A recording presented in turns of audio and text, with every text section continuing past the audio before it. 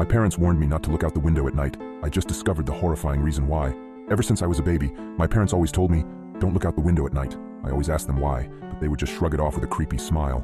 As I grew older, I stopped questioning it, but I just never could have guessed the horrifying secrets my parents were hiding. Everyone in my town also followed this weird tradition, so I thought it was normal. That was until I went to college and noticed that none of the other kids were like this. So during Christmas, when I went to my parents' house, I remember them telling me not to look out the window.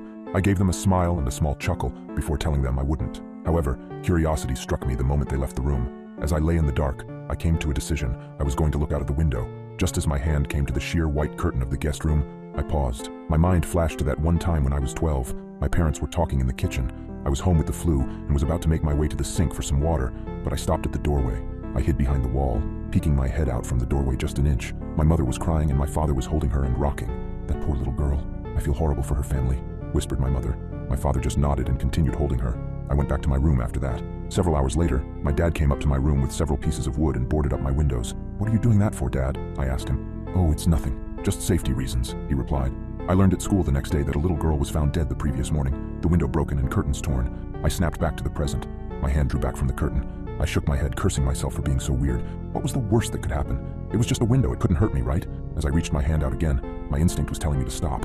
My gut twisted as I reached nearer and nearer. Just as I touched the curtain, a painful howl came from the forest surrounding the house. I flinched back, deciding to just lay down and try to get some sleep. I forgot how hard it was to get sleep in my hometown.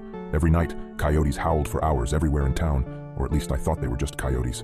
The next night, I woke up in a cold sweat. I glanced over at the alarm clock next to my bed. It was midnight. I groaned and sat up in bed. A low growling sound from outside of my bedroom window.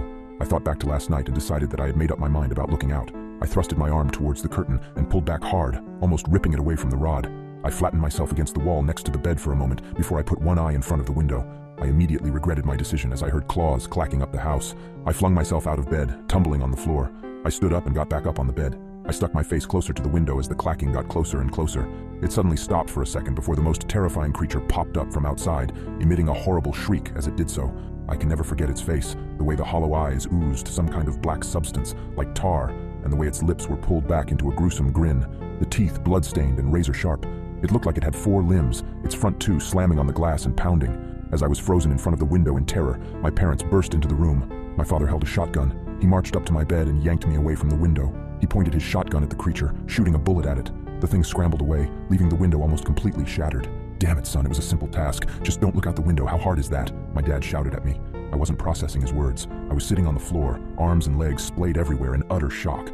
What the hell had I just seen? My mother ran to the bedroom door. She had tears in her eyes. Is everyone all right? She asked. Yeah, we're fine. We still gotta get that creepy effing monster though.